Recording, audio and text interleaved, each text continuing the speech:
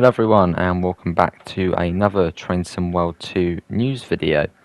We have got new screenshots for the Spirit of Steam, and we can now actually see steam coming out of the funnels of the steam trains, which look really good.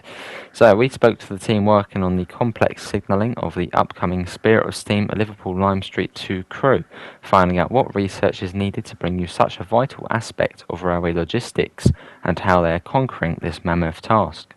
The signalling team give us an amazing insight into the length they have gone to bring you realistic and immersive experience, and the challenges that come from trying to reproduce something from the bygone area when little or nothing remains of the item they are trying to reproduce. So it's pretty much all off old images and old maps, so pretty hard to get all this stuff. The signalling team give us an amazing insight into the... Okay, we've already read that. We find out more about the overall research gone into the route, a detailed look at the numerous unique signal boxes that are dotted along the route, and how this variety is going to be represented in-game, and in the complexity of modelling signals that bridge the gap between the transition from semaphore to colour light in a busy junction area with complex architectural features. So, researching the route, this is from ST. The route, initially set in the 1950s, presented something of a challenge both in its scope and in its era for research. Documentation is harder to acquire from this period than present-day material, and many subliths or local arrangements can get lost to history, especially if they were informal. Being able to collate comprehensive detail for a route the magnitude of Crew to Liverpool in this era was no small affair, and my colleague pulled in many personal favours and undertook literal months of research to end up with something cohesive. It is highly likely that the information for the route as a whole has not been seen together itself was current, and this is very exciting. The research pointed us to the date of 1958, a year immediately before the start of large-scale track signal works in preparation for the electrification of the route. At the end of the period, a relatively stability for the route's infrastructure. Sources used included the National Library of Scotland's historic OS map collection, many researchers' personal collects of plans and documents, railway photographic archives, old postcards, and countless other collections, both public and private. So, modelling the London North Western Railway signal boxes, this is from ST. The 1950s was an era when mechanical signalling on main lines was still ubiquitous, though this wouldn't last much longer with BTC's mainline modernisation schemes beginning in earnest. On this route, there are about 50 signal boxes, ranging, I think it's actually 73, ranging in date from the mid-Victorian period to almost brand new at the time. The largest family of these are from the London North Western Railway period of ownership, and although differing size to suit requirements come from a family of modular parts, the LNW are developed to enable what would nowadays be termed rapid deployment. The kit consisted of standard size arrangement windows, timber frames, brick plinths, doors, stairs, etc. Very much modular from a builder's perspective in the real world, but not necessarily as useful a breakdown from blueprinting to the game perspective. To significantly reproduce the number of unique, complete buildings of this style required to make over 40. A modular approach was again specified, but this time in terms of volumes rather than the individual building elements. And you can see these screenshots going through of the signal box and all the different parts of the signal box. And then this is from ST again. This had to accommodate the differing height lengths of windowed section on tops, two different styles of brick on the lower level, one or two brick levels underneath, a mismatch in the repeating lengths between the top and lower levels, and the implicit need of how the top and bottom arrangements of what might be differing total length could be matched. A review of the majority construction of configuration of such boxes on the route eventually revealed the need for 9 distinct meshes, including a ladder, that could be combined to best represent the individual boxes as they appear on the route. Only 2 boxes were wooden in both base and top, so for the brevite's sake they have been omitted.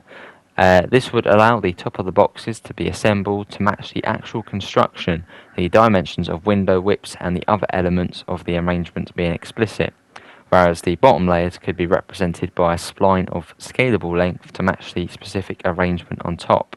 For the top, these consist of end places for the box and two different central stations at 2 and 3 windows wide. And you can see obviously all the screenshots going through.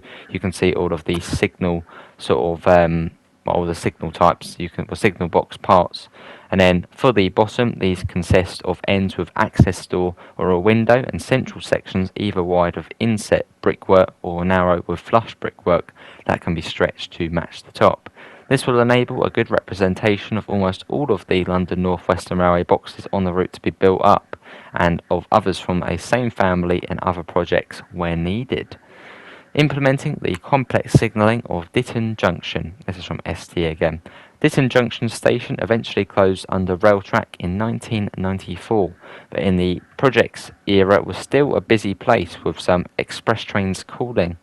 In addition to various local trains with an active set of goods sidings and a rail-connected works nearby, it was on the cusp of being thoroughly modernised, with its Victorian station building and waiting rooms being demolished and replaced by brutalist concrete structures. Not nice. As it will be represented in-game, Ditton Junction is in its early stage of transition, formerly a stronghold of exceptionally tall LNWR lower quadrant signals. By the late 50s, these signal posts were due for replacement and had become a maintenance liability. Such was the urgency of replacement that new full aspect colour light signals specified as part of the modernisation electrification project were installed to replace arms shown from the signal posts. A series of pictures from magazines and collections demonstrate the transformation, and you can see the screenshot with the station on there. In this 1957 dated picture from British Railways, the transitory state is seen with the post still standing by the time without arms, but the colour light replacements with the feathers cut in. As can be seen, the replacements are further back tight against the foot over bridge, and you can see the colour lights just about showing up. This gives a good point of reference for where the signal links should be placed and the visuals cited. However, the station buildings and overbridge staircases along with the huge signal posts were subsequently demolished. The platforms were extended and rebuilt and the colour lights were removed from a cantilever structure and put on posts, leaving no modern day reference point that existed at the time as well. The incredibly tall signal posts present a spatial challenge to arrange in 3 dimensions, being near the end of the platform but not clipping into the station buildings above and over.